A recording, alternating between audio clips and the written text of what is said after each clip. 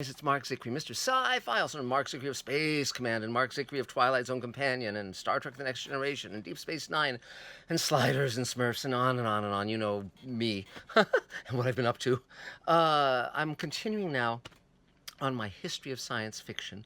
I was on James Cameron's TV show a little while back, and it gave me the idea to do my own history of science fiction because I know so much about the subject and have lived through so much of it. And so the first section, which is a pretty long section, will be on books.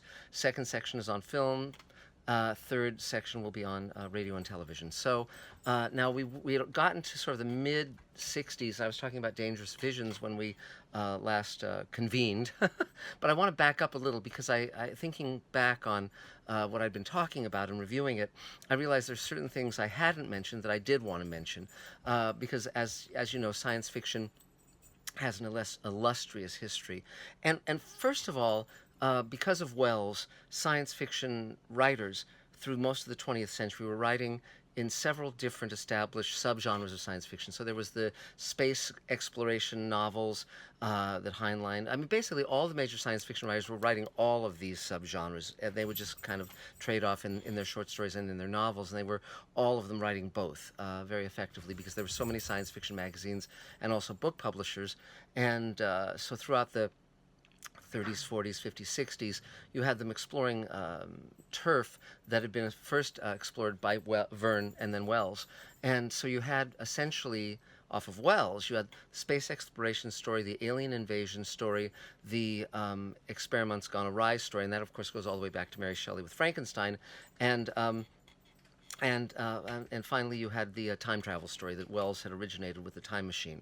And now there was also sort of a dystopian kind of story. You got this in science fiction and much more when we had nuclear war and the threat of nuclear war. But you had a dystopian air and an end of the world air in science fiction almost from the beginning. So, for instance, Mary Shelley wrote a story called The Last Man about the last man on Earth, and Jack London wrote The Scarlet Plague, and there was another book written around the Victorian era about London falling to ruin, and I think it was called After London, but then, of course, that really got going as a theme once we got into an actively technological society. So I wanted to touch on those things. And then there was one other subgenre of science fiction that was not created by Verne or Wells, but by Murray Leinster, another science fiction writer who in the 1930s wrote a story called Sidewise in Time.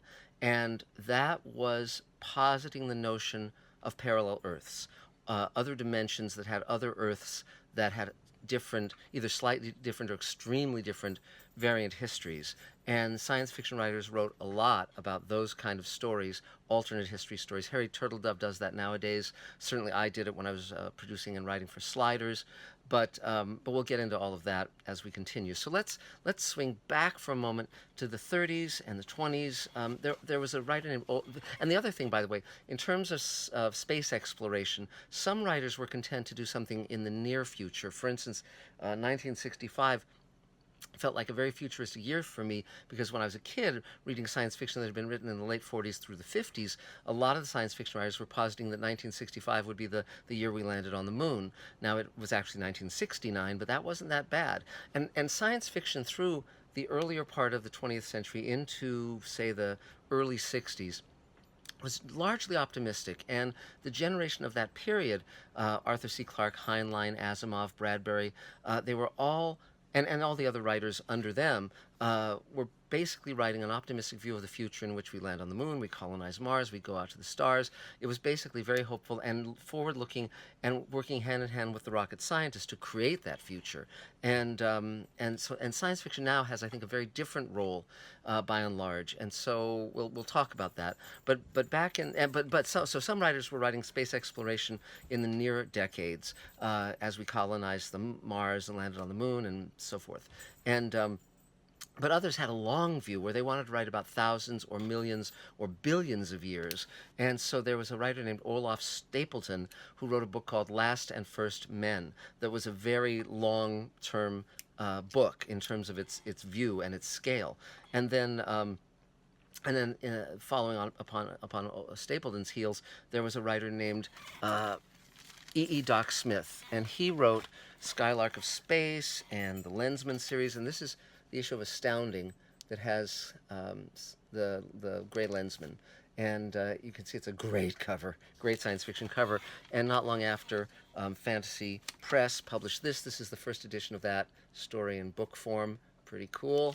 And so E. Doc Smith wrote big scale stories all across the galaxy and big adventures, space adventures.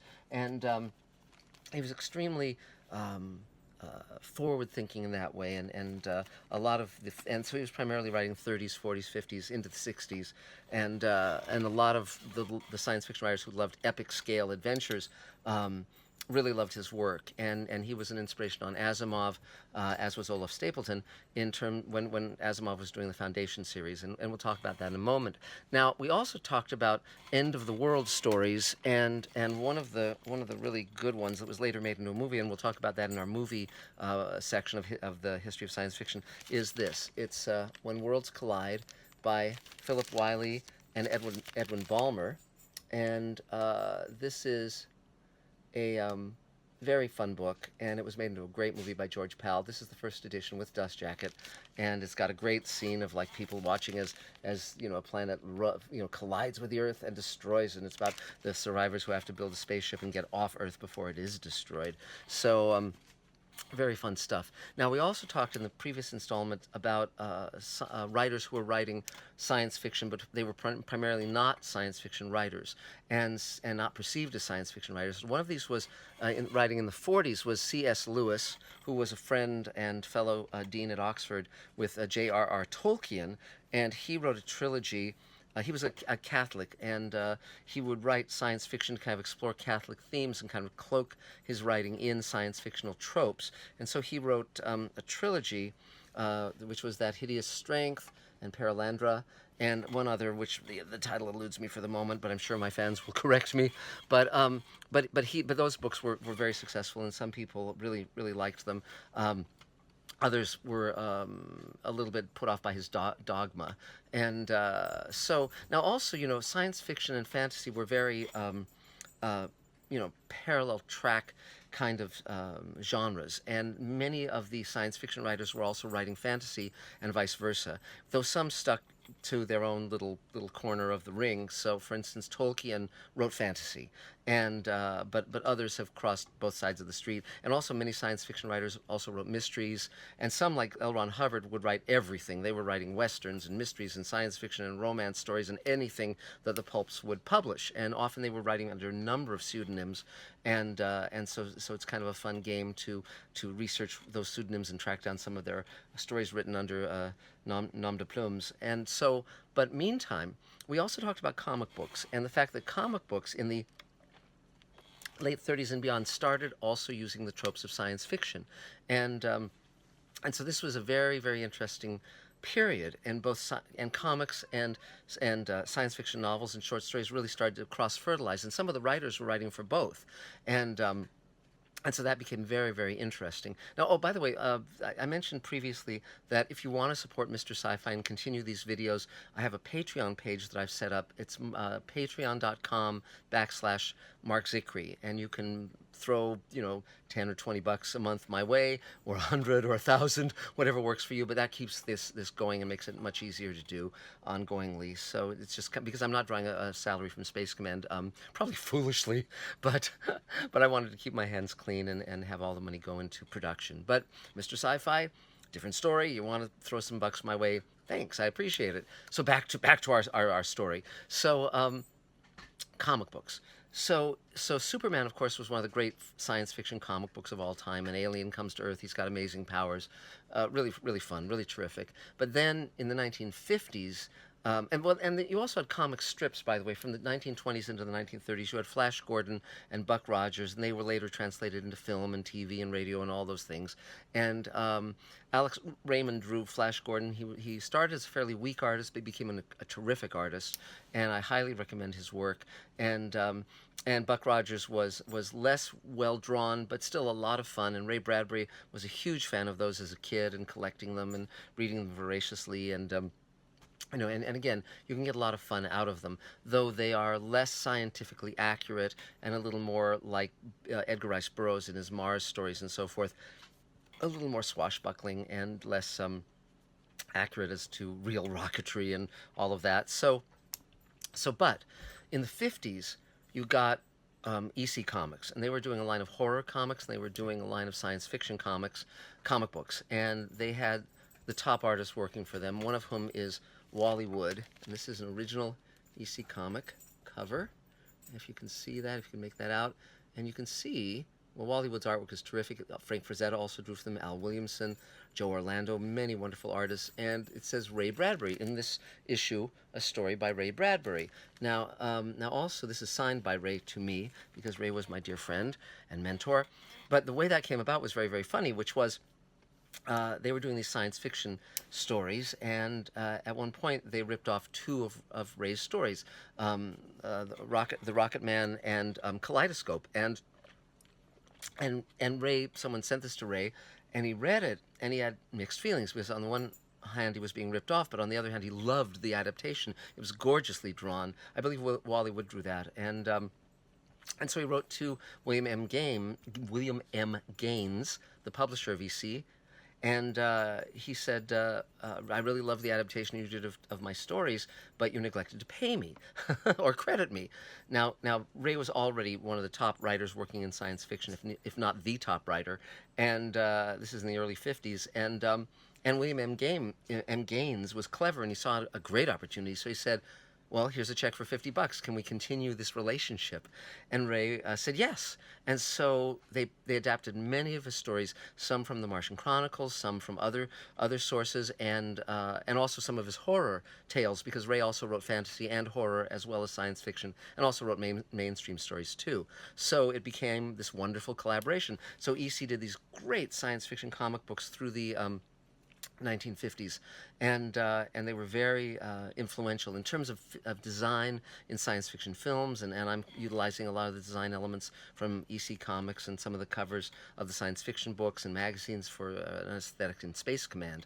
But so now as a lot of these writers that we're talking about now came to prominence in the late 40s into the 1950s and then in the 60s, and so another element of the doomsday story, the end of humanity story, the end of Earth story, when people were writing that before World War II, this was all speculative. It was all, imaginative, and there was no notion that we could actually destroy humanity and destroy this planet.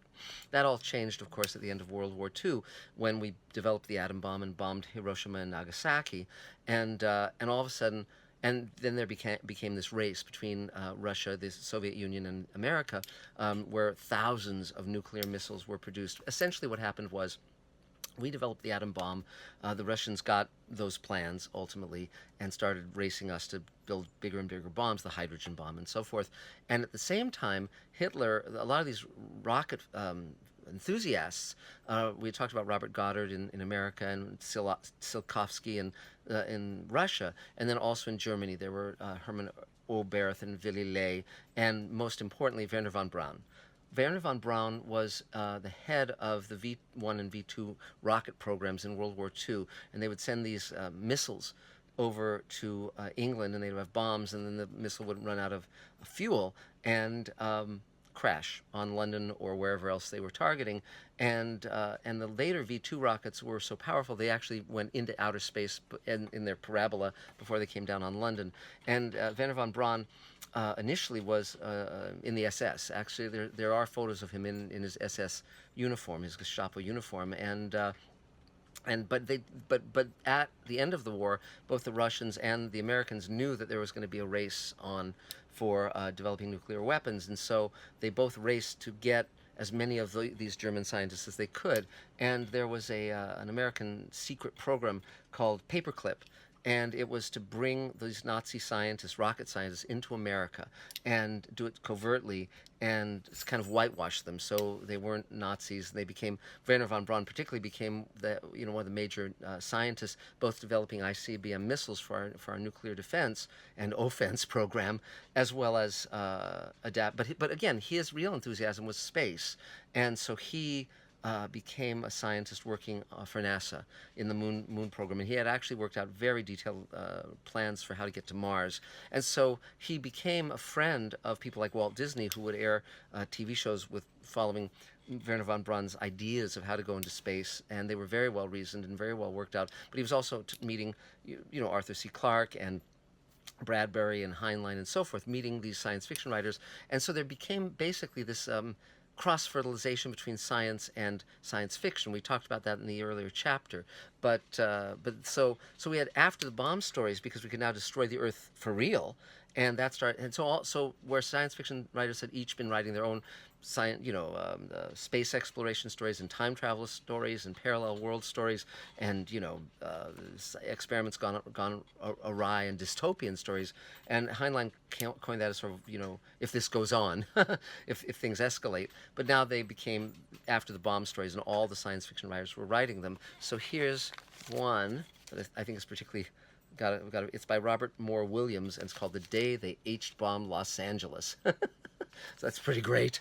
And of course, one of the greatest after the bomb stories is A Canticle for Leibowitz, which is a wonderful book by Walter M. Miller.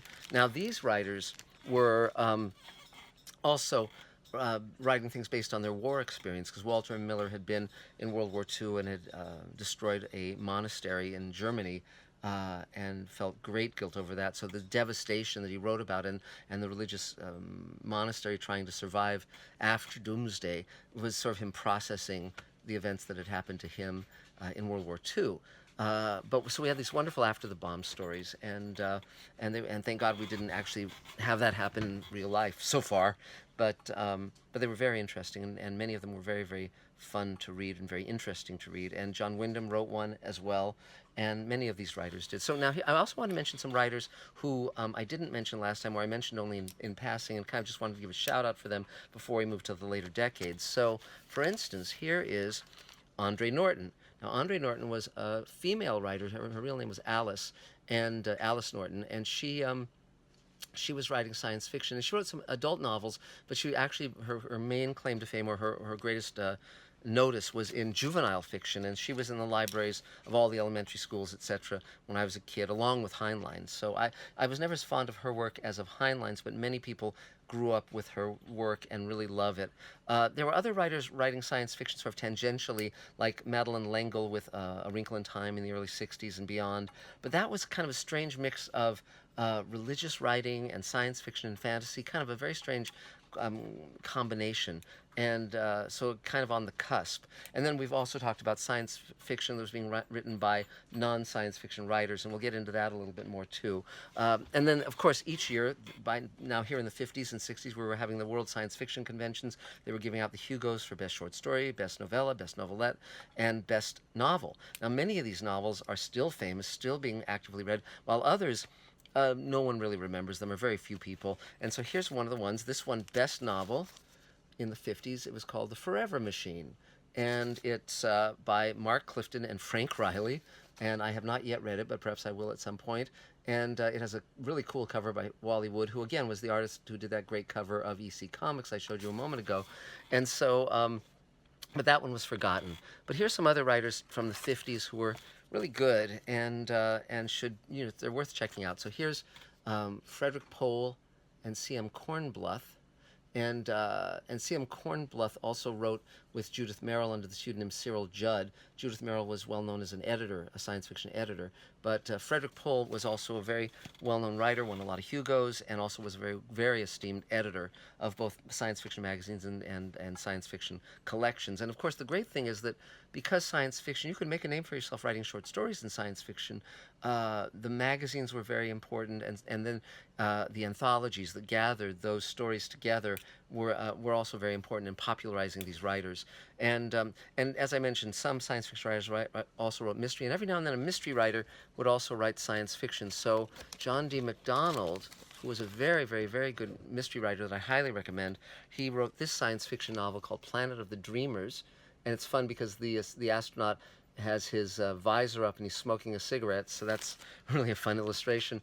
And I mentioned Arthur Clarke last time, and this is a fun little side piece of information. This is a one of his books from the 50s, Islands in the Sky, about a space station. And if you visited his home in Sri Lanka, he would go to his bookcase and he would give you a book from his library. And so this says on the inner cover, it's stamped Sir Arthur C. Clarke, CBE. That's an order of the whatever it is, British thing, and it's number 25, Barnes Place, Colombo 7, Sri Lanka. And this is of course when he was still with us. He's no longer sadly with us.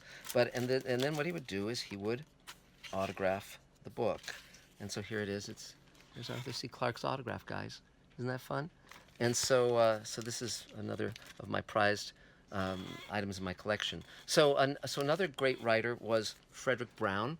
He wrote mysteries such as The Screaming Mimi and The Fabulous Clip Joint, and he also wrote science fiction. Space on My Hands. He was also a science fiction editor, and then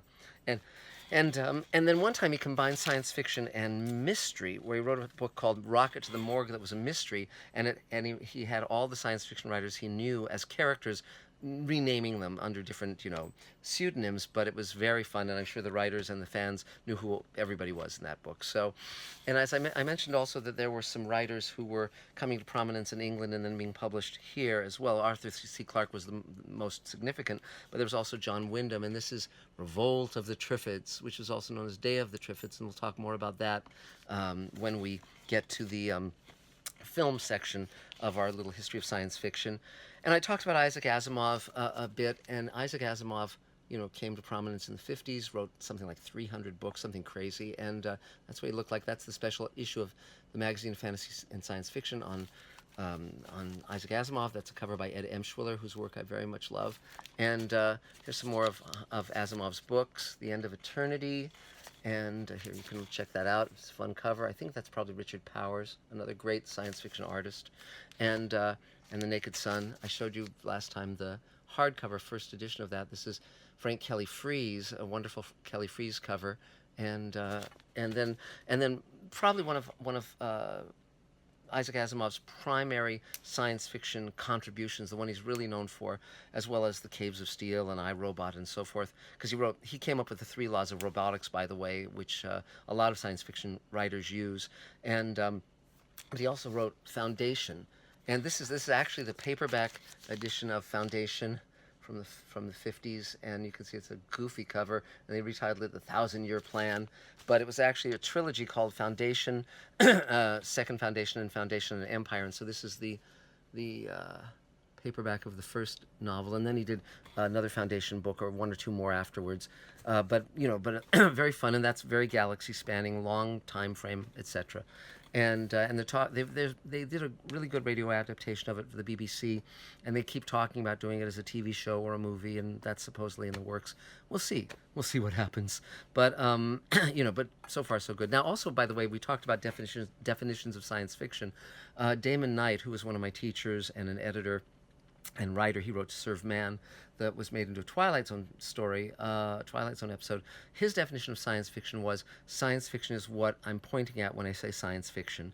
My definition of science fiction is that science fiction is a story in which the fantasy elements are explained by a scientific or pseudoscientific explanation, in which the fantastic element is defined by a scientific or pseudoscientific explanation. So in other words, Arthur C. Clarke said that any advanced technology would be indistinguishable from magic, and he's right. But if you say, well, this is how this works, this uses neutrinos or whatever, then it's like, oh, okay, it uses neutrinos, or this is how we get invisibility, or this is how we get anti-gravity or time travel. You come up with something that sounds plausible. Maybe it's derived from science, or maybe it's an extrapolation. Whereas in fantasy, you don't. It's just like, it's magic, and then you're off and running. Or in my own Magic Time novels, at first it's magic, but then we find a pseudoscientific explanation for it. So in a way, my Magic Time novels really are science fiction rather than fantasy,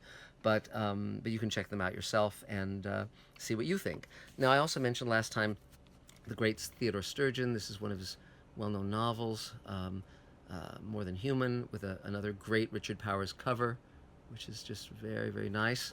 And I recommend that. This is Clifford D. Simak, a really wonderful robot. I mean, robots were always a great fun thing in science fiction. I wouldn't mind building something that looks like that. It's really cool. And he also wrote Waystation, which won the Hugo for Best Novel. And he's a very good writer. And I really love City. It's a great, it's a collection of short stories after man has left Earth, and Earth is populated by robots and dogs that have been adapted to have human level intelligence. It's really fun. And now also we talked about parallel worlds, and Murray Leinster, as I said, wrote Sidewise in Time, but then a lot of writers were often running with parallel world stories because they're so fun. And I mentioned last time that Man in the High Castle was written by Philip K. Dick. It's now a TV show, but it actually won the Hugo in the early 60s. Now, a lot of people think of Philip K. Dick as sort of this pot-bellied guy with gray hair, kind of a receding hairline, and this gray mustache and beard. And that's the sort of the later Philip K. Dick, around when Blade Runner was being shot, just before he passed away. And of course, but this is the young Philip K. Dick when he wrote Man in the High Castle. And I love this photo by Arthur Knight. And you just can get a sense of this young man's intellect and drive. And he's, I mean, if you saw this guy in person, you would want to talk to him because he's just amazingly interesting looking. And but this is a story in which the Nazis win World War II. Now, there are other stories of that. Fatherland, of course, is one by Robert Harris, not a science fiction writer, but it posits an alternative history where the Nazis won. There's also SSGB by Len Deighton, and that's in here somewhere in the stack of books, and we'll get to that. But again, not a science fiction writer, primarily an espionage writer, British, but that's recently been made into a TV series, and again deals with if England had lost the war and the Nazis occupied England, and it's a very fun book. I mean, I'm a fan of Nazis won the war stories, and these are very good ones. I recommend the novels, Man in the High Castle, Fatherland, and SSGB. SSGB stands for SS Great Britain. And so another writer who rose to prominence in the 50s, and again, this writer was primarily a fantasy writer, but he would dabble in science fiction, and his name is Charles Beaumont. And he was one of the Ray Bradbury's proteges. And his main thing he's known for now, as his fame, is that he was one of the primary writers on Twilight Zone. And again, when we get to the television section of this history of science fiction, we'll talk more about Beaumont and Matheson and so forth. Another writer who is really, really good is Alfred Bester, and he wrote two novels that are considered great science fiction novels, The Star Is My Destination and The Demolished Man. And if the name Alfred Bester seems familiar, it's because Joe Straczynski created a character named Bester in Babylon 5 that Walter Koenig played, and it was named after Alfred Bester. And additionally, when we talk about the Sad Puppies, there was an award that George R.R. Martin gave out called the Alfie Awards, again named after Alfred Bester. Now, we talked a little bit about A.E. Van Vogt, who was another science fiction writer, and he was, again, part of this L.A. crowd. They all knew each other. They all hung out. They all went to each other's parties. And when L. Ron Hubbard went from being a science fiction writer to founding Dianetics and then Scientology, some of the science fiction writers dabbled in it. Forrest Ackerman, A.E. Van Vogt, and John W. Campbell dabbled in it, whereas others like Ted Sturgeon just thought it was just a crock. And Ted told me about that because he was at the party when Hubbard said he had an idea for a novel, and someone said, well, if you create a religion based on that instead of selling it for $1,000 as a science fiction novel, you'll never have to work again. So Ted was at that party. He told me about it. So this is A.E. Van Vogt's work, Operation Universe, another fun cover. If you can see it, let me see it. Get the glare off it a little bit. Very fun. The Weapon Shops of Isher is another Van Vogt book. And we talked earlier about Slan, which is a very famous novel by A.E. Van Vogt about a human being with superhuman telepathic, telekinetic powers, all of that. This is the first printing. There it is. And it's dedicated to E. Mayne Hull, who is his wife and another science fiction writer herself. So this was a very influential book. And it talks about these kind of outsiders who are superior to regular humans. And so a lot of science fiction fans who were outsiders and felt superior to other humans identified with the character in this book. Now, another writer that I just mentioned a moment ago, who rose to prominence in the 50s and became a very famous writer, was Richard Matheson. Now, Richard Matheson was a huge influence on on Stephen King, because Matheson was writing horror that was set in the everyday world. It wasn't set in some castle like Dracula, or it wasn't in Europe. It was here. The horror could be here. And Matheson often would sort of make the main character himself in one way or another, base it on himself. And so his work was very, very realistic. And sometimes he'd write things that were ghost stories or horror stories. Here's A Stir of Echoes. That's one of his books from the 50s. But he would also and Ride the Nightmare, which is kind of a thriller. And you can see that. That's another first edition. But he would also write science, and he would write science fiction. And here's 3 of his great science fiction novels. And he was also writing books and movies and TV shows. And because again, he was a protege of Ray Bradbury, and Ray was writing novels, short stories, writing for radio, writing for television, writing for movies, and this, of course, inspired me as well, which is why I write for television, movies, and books, and I've written for radio as well, and now I'm writing comic books too with the Space Command comic. So, but science fiction. So Matheson wrote The Shrinking Man, and this is the first edition of The Shrinking Man. It's about a guy who shrinks because he's exposed to atomic fallout. And it was an amazing novel, not like anything else that was written by anybody. And it's science fiction, but also has elements of horror. And it was made into a movie, and we'll talk about that when we get to the movie section. And he also wrote, this also came out in the 50s. This is I Am Legend. That's the first edition. Many of these books came out in paperback. First editions only came out in hardcover later. Many years later sometimes, like with Vonnegut and with Matheson. And this is the first edition signed. These are all signed by Matheson and me, because I wrote The Twilight Zone Companion and got to know Matheson personally. He was an amazing guy, a wonderful guy. And it's funny because, again, like with Philip K. Dick, people mainly know him as sort of this bearded, older man, kind of serious looking, though he had a great sense of humor, but he had piercing blue eyes. And then when he was young, people actually thought he looked a lot like Paul Newman. And so this is what he looked like when he was young. And you can't really get it as much in black and white, but if you imagine him as having these incredibly bright blue eyes and blondish hair, you can really sort of imagine, you can really see the resemblance to Paul Newman, who was a very famous movie star of the 1960s and 70s. And and then, of course, Matheson wrote Bid Time Return. Now, so I Am Legend, by the way, is about the last man on Earth, and a disease has taken over everyone else and turned them into essentially vampires. So Matheson was mixing up genres often, and so he really wanted to combine the horror and the science fiction genres. And so this is sort of an end-of-the-world novel, and it's been made into 3 versions. Last Man on Earth, starring Vincent Price in the 60s, The Omega Man, starring Charlton Heston in the 70s, and I Am Legend, starring Will Smith more recently. And so I believe in the 90s. And but the book is very, very good, and you can read it in on Kindle or buy it as a physical book or listen to it on audio. And I recommend it. It's a really, really cool book. And it's interesting because I Am Legend initially had a different ending, which is much closer to the novel, and then it didn't test well, supposedly, and they recut the movie and reshot the ending. But I actually prefer the first version of I Am Legend, the movie with Will Smith, so you can check that out too.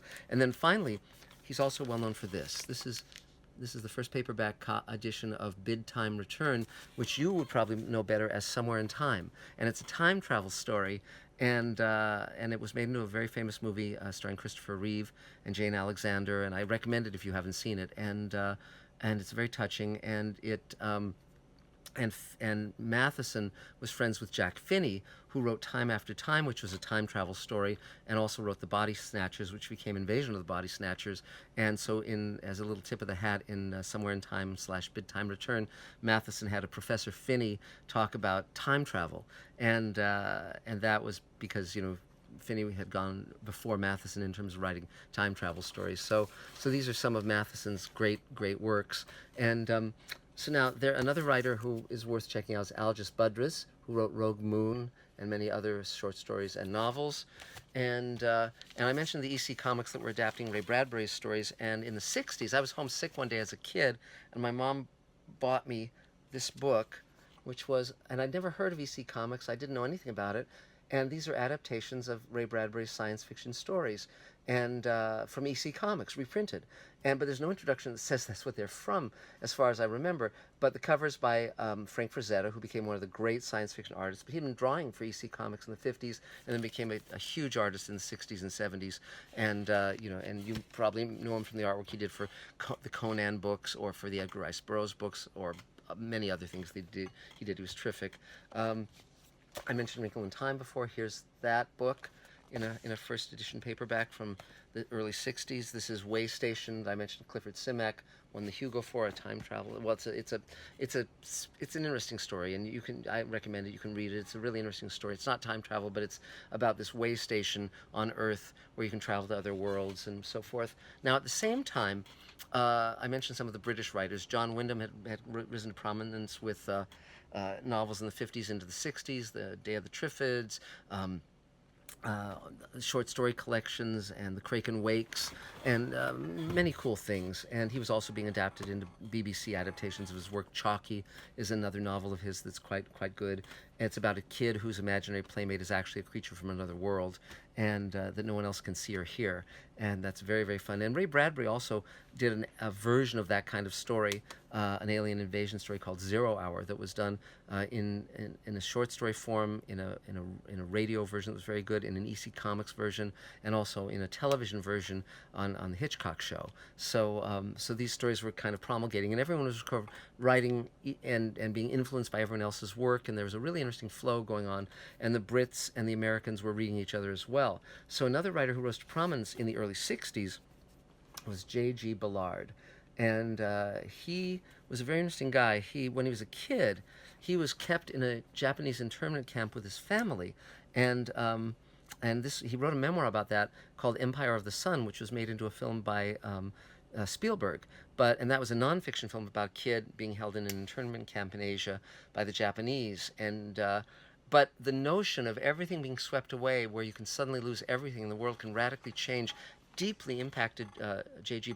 Ballard. And so he wrote a number of science fiction novels, such as this one, The Wind from Nowhere. In this one, the Earth is basically destroyed by these huge winds, and you can see there's the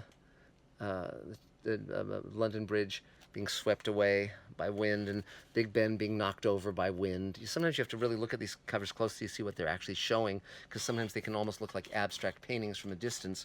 And then he wrote another one about a flood where the world is flooded out, and a number of novels like that. And he was very politically outspoken.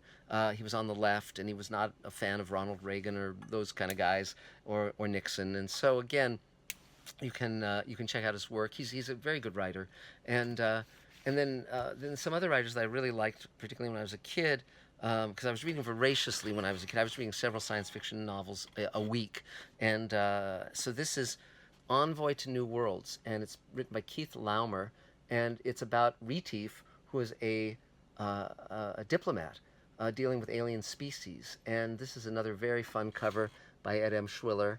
And you can see all the aliens and Retief holding his gun and in his little tuxedo. And the fun part about this was that Keith Laumer was actually a diplomat in the American Diplomatic Corps. And so he basically took his experiences and synthesized them into a series of science fiction short stories and novels. And so these are very fun and very funny. And another great writer was Fritz Leiber. Now, Fritz Leiber his dad, Fritz Leiber Sr., had been an actor who looked essentially identical to him. Fritz Leiber was a tall, thin man with this big shock of white hair and very dignified. And you can see his father in a number of films. He's the priest who gives last rites to, takes the confession of Michel Verdoux in Charlie Chaplin's 1947 film of that name. And so you can see Fritz Leiber Sr., but Fritz Leiber Jr. Was a science fiction writer. And he also wrote fantasy. So this is a novel he wrote called The Wanderer, and it won the Hugo Award, so it's well worth reading. And he also wrote fantasy stories, sort of almost in the Conan vein. He wrote a series of stories about two characters called Fafhrd and the Grey Mousard, and they're very popular, and they were at the time. And again, a very skillful writer. Another writer of great talent is Brian Aldiss, and this is one of his books.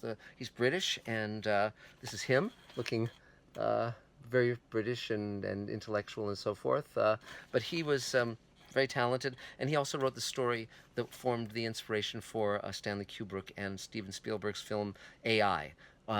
So you can go back and look at those stories by Aldous. Another British writer who came to prominence in the 60s and 70s is Michael Moorcock, who wrote both fantasy and science fiction. And these are the Jerry Cornelius Chronicles, which is made up of several novels, including The Final Program, which is sort of a dystopic novel that was made into a movie.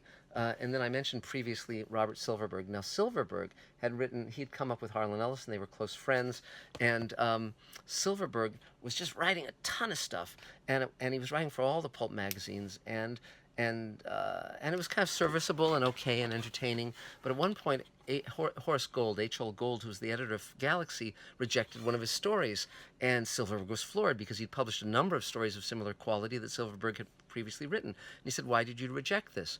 And H.L. Gold said to him, "Normally I would buy this, but I'm aware that you're capable of much greater work, and unless I reject this, you'll just keep doing this. And if I push you to write better, you'll do that." And Silverberg took that very much to heart, and he went from being a serviceable writer to being one of the top science fiction writers, writing very profound and very important science fiction throughout the 60s into the 70s. Silverberg's still around. He's largely retired from writing because he wrote so much in his youth. He's now in his 80s, but in very good shape. He and I were doing a signing together at the World Science Fiction Convention. He's a very, very dapper and charming man, and he and Harlan Ellison were great friends. But this is one of his books from the 60s called Thorns, and he also wrote the Book of Skulls and many other works.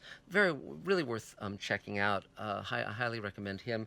Now here, this is a book. I mentioned that anthologies would popularize science fiction writers, and this was a book that was given to me by my mom's boyfriend, Eddie Leroy, who actually introduced me to Nichelle Nichols when I was a kid and when Star Trek was on the air. And this is The World's Best Science Fiction, 1969, edited by Donald Wollheim and Terry Carr. Now, these books came out every year, The World's Best Science Fiction, and people would read them, and you'd be introduced to many great writers, such as Robert Sheckley, he's in here, Poul Anderson, Robert Silverberg, Brian Aldiss, Samuel R. Delany. I haven't talked about him yet. He was one of the first black science fiction writers, and he sort of broke through in the mid to late 60s, and he was one of my teachers at Clarion. Chip Delany, that was his nickname, and he hated the name Sam, and when he went to camp as a kid, he told me this story. I said, "Where'd you get the nickname Chip?" And he said, "Well, I went to camp as a kid, and they asked us if we had nicknames." And I said, "Everyone always calls me Chip." Well, no one called him Chip, but he said that, and from then on he became Chip Delany. And Samuel R. Delany wrote a number of really fun science fiction stories and novels, and then wrote a big, thick book called Dahlgren, which was very challenging and a very heavyweight, and got great regard.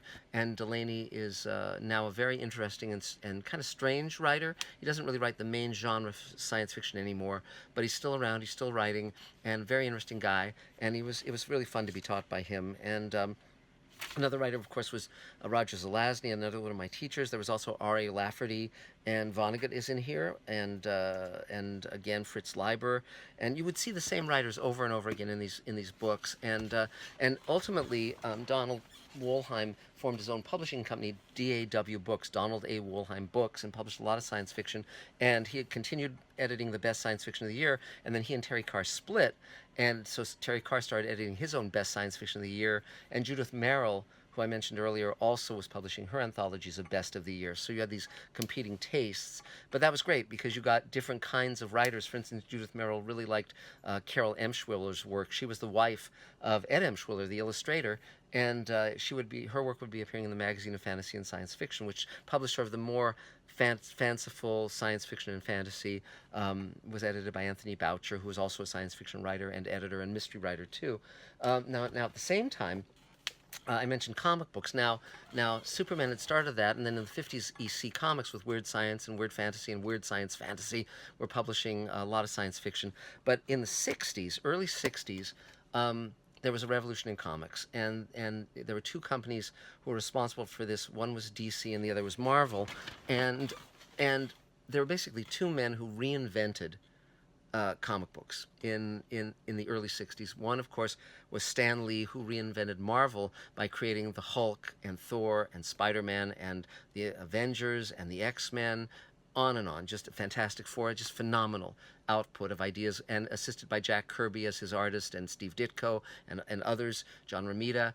but they were all science fiction stories because previously, heroes would get their powers by magic or some magical object, but all of Stan Lee's characters were getting their powers through often radiation. For instance, the Hulk is caught, Bruce Banner is caught in an atomic bomb test, and the Fantastic Four go up in space, and cosmic rays irradiate them, and they get all these powers. And the X-Men are mutants. So they were biological mutations, and so Stan Lee was looking at science as a way for people to become superheroes, or Peter Parker was bitten by a radioactive spider that had escaped from an experiment, and so these were essentially science fiction stories, and now when we see them as movies, they're science fiction movies.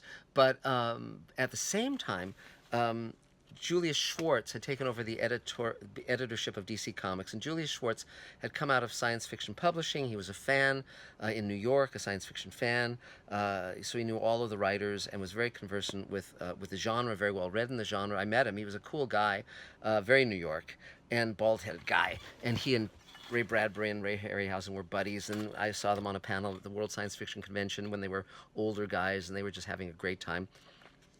But Julius Schwartz was responsible for the Silver Age of comics. There's the Golden Age of comics, which was the 40s, and the Silver Age was the early 60s, late 50s, early 60s, and so this is one of the collections of stories that he oversaw, and Mysteries in Space. And this has Adam Strange, who, like John Carter before him, finds himself teleported to an alien planet, but this was much more science fiction. He ends up on Alpha Centauri. He becomes a hero. He's got, as you can see, he's got a ray gun and a rocket belt. And Mysteries in Space would publish the Adam Strange stories, but they also would publish other stories by that were, for instance, there were a group of characters called the Atomic Knights, and the Atomic Knights, it was after an atomic war, and they essentially decided to become heroes, and there were these medieval suits of armor that had become, because of radiation, had become radiation proof and very strong. And so they would wear these suits and fight attackers in this after the bomb world. And then they would ride mutated Dalmatians. The radiation from the war had mutated Dalmatians into these creatures the size of horses, and they would ride those. And so these were very fun stories. And the writers included John Broome and Gardner Fox, whom Julius Schwartz knew from the science fiction world, and sometimes he'd even recruit artists. I mean, he had artists in the DC stable like Murphy Anderson and Carmine Infantino, who would also become, he was a very good artist, but he would also become an editor after Julius Schwartz. But there were these wonderful stories, and Tommy Tomorrow was another character, and these were all very science oriented. And then every now and then he would have an artist like Virgil Finlay, who was a pulp artist, a very, very, very good pulp artist, do a story for him, and so you'd have these very unusual stories illustrated by these amazing artists, and that we really just did not tend to see, illustrating. Like here's a story illustrated, What Mad Planet, which is a play on What Mad Universe, which was a Frederick Brown novel. But this has illustrations by Virgil Finlay. You can kind of see his style there, and very good artist. And then of course he created the Justice League. And so the Justice League, he invented all these new characters who were science fictional in nature. So, for instance, there had been a Green Lantern in the 40s, and he had been kind of a magical character and so forth. But in reinventing that character and giving him a new origin and a new secret identity, he was a test pilot who sees a crashed spaceship and goes to it, and there's a dying alien who gives him this ring. There's the Green Lantern Corps that is sort of a corps of galactic cops, and this was again inspired by E. Doc Smith's writing in Lensman and Skylark of Space and so forth. And so Green Lantern gets the ring from this dying alien, and he becomes Green Lantern. And the Flash, it's an experiment that gives him super speed, and So the Justice League was all of these characters with a science fiction edge. There was John Johns, the Manhunter from Mars, who was a Martian, and so forth. So that was how. So now science fiction was highly influential in comic books, and then other comic book lines would take up the charge. This is all in the '60s. One of my favorite was Gold Key Comics did Magnus Robot Fighter, which I loved, and it took place in a future New York where robots had basically taken over, and Magnus was trained by a renegade robot to fight robots. He could decapitate them with sort of a karate chop, and they would go squee when they were decapitated. And it was drawn by Russ Manning, and just beautiful, beautiful artwork, and just great stuff. And Magnus has never been turned into a TV show or movie, and should be, but one of my favorite characters. So there's all this cross-fertilization, cross-pollinization, and science fiction writers were writing. Now, often in comic books at that time, with the exception of Marvel, comic book artists and writers were not credited. So I don't know who wrote Magnus. Was it Russ Manning? Was it others? I could probably look it up now on Wikipedia, and I will. But they weren't credited at the time. And so now we start moving into the late '60s and into the '70s, '80s, '90s, all the way to the present, and we'll go over that a little quicker. But essentially, I mentioned the tropes that were the popular tropes of science fiction in those years, and as we moved into the '60s, we started to get new writers who had a very different outlook. And Michael Moorcock was part of that, but all of a sudden, and the drug culture and the anti-Vietnam War thing, and all of these things and the assassination of Kennedy had a huge influence, both on the culture, on America and England, and there was also the Soviet bloc, and there were other science fiction writers writing very actively, and we'll talk about them in a minute in other countries, but in America, there was a great disillusionment, and so all of a sudden you started getting writers ruminating on other issues, and they were no longer the great proselytizers of space, because we landed with, the Russians launched Sputnik in 1957, and America really wanted to catch up, and there was a threat in that, by the way, which is not often talked about. You know about the space race, but there was a real fear around that, which was because of nuclear weapons and nuclear missiles. It was only a matter of minutes before we would be hit by a nuclear missile if it had been launched from the Soviet Union. Only a few minutes to react and decide whether to destroy the Earth.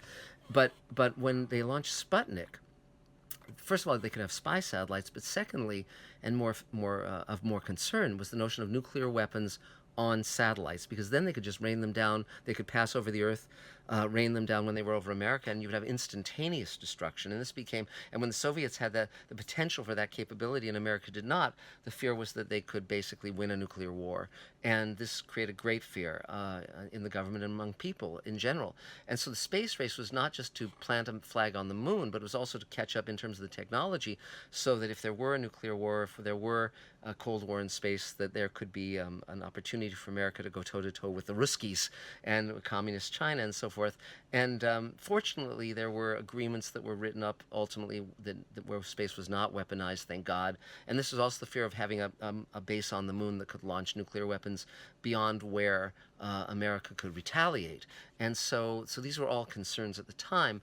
But and with the threat of nuclear war, we had drop drills when I was a kid, where all of a sudden a teacher would yell, "Drop!" And you would have to drop under your desk, because theoretically these desks would protect you from a nuclear explosion. Now, of course, that was nonsense, but people didn't want to be told that there was really nothing they could do. I mean, there was a joke at the time about, the proper position for a drop drill is, kiss your ass goodbye, because that's what's going to happen. But so we had all of these things, but then as we moved deeper into the '60s, we started to get a younger group of writers who were very rebellious and wanted to explore issues such as what is reality, and explore social issues and sexual issues and race overtly, and homosexuality and all sorts of other issues that were very taboo in mainstream science fiction. Prior to this, you would never have had these kind of stories in Galaxy or Astounding or anything like that. So. And even the older writers started to want to write about some of these things. So, for instance, when Heinlein did Stranger in a Strange Land, that was him exploring sexuality. And Sturgeon, of course, very much wanted to explore such sexuality, and he had done that in stories such as Affair with a Green Monkey. Ted Sturgeon also wrote a great story called A Saucer of Loneliness that I highly recommend. It's one of my favorite short stories ever written by anybody. But And everyone, as I said, was reading everyone else and being influenced by everyone else in their writing style and in their writing subject matter. So one of the real big turning points, as I said, was when Harlan Ellison did Dangerous Visions, and all these writers. Harlan's basic attitude was write the dangerous stories that you would never think of writing for all of the other markets. Write something that you would love to write that's really, really risky. And for instance, Vonnegut was approached, and the story that he wrote, I think it was in Again Dangerous Visions, was the big space fuck, and and it was the first short story to ever use the fuck in the title, and Vonnegut was very, very proud of that dubious accomplishment. But these were stories that were illustrated in Again, in the Dangerous Visions. They were illustrated by Leo and Diane Dillon, who were the great cover artists of Harlan Ellison's career, just as Joe Mignani had been the great artist of Ray Bradbury's covers and interiors. And then Ed M. Schwiller was the illustrator on Again Dangerous Visions, the second book. And then Harlan never ended up doing the last Dangerous Visions. It became sort of his cross to bear. But now that sadly that he's passed away, perhaps that will be ultimately gathered together and published. I hope so. It's just like, it'd be a monster editing it from all the different versions that I'm sure were written over the years, but it would be very, very interesting to read, in that way. So this is Marc Zicree, your host through the world of science fiction, and happy to be spending time with you. Many people have been looking at the books that I have behind me, which I frequently swap out, and I'll probably be doing a Mr. Sci-Fi eventually about my bookcase, as many people have requested. And I'll also talk about The Expanse, because that's a series of novels that I've been reading and quite enjoying by two writers who are, one was George R. R. Martin's assistant, and they write under the pseudonym James S.A. Corey, and I really like the Expanse novels and the novellas they've done as well. And it was, of course, now it's a hit TV show, and we'll talk about that much more when we're talking about science fiction television shows. But for now, it's Marc Zicree, and we'll be continuing our history of books and moving into the 70s, 80s, 90s, and beyond. So for now, have a great day, have a great year, have a great life, and we'll talk again really soon. Bye-bye.